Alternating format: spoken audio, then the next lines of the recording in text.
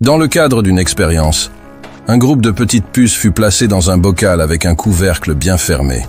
Instinctivement, elles essayèrent de sauter pour s'échapper, mais à chaque tentative, elles se cognaient contre le couvercle, incapables d'aller plus loin. Après plusieurs échecs, elles finirent par s'adapter. Elles sautèrent moins haut, juste assez pour éviter de se blesser.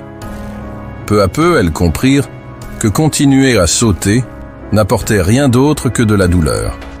Elles ajustèrent donc leur saut à la hauteur du couvercle, apprenant à vivre avec cette limite invisible. Convaincues que sortir était impossible, elles cessèrent de tenter leur chance et se contentèrent de ce qu'elles croyaient réalisable. Le temps passa et les puces s'habituèrent à ces nouvelles restrictions. Elles abandonnèrent l'idée de s'échapper.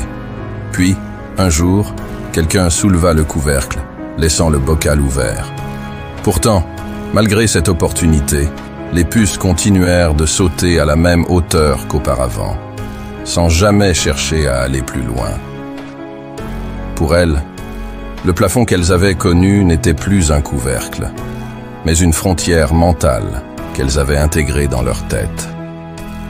Cette histoire courte montre que les plus grandes barrières ne viennent pas toujours de l'extérieur, mais souvent de nous-mêmes. À force de vivre avec des échecs ou des contraintes, nous finissons par construire notre propre plafond de verre, même quand plus rien ne nous en empêche.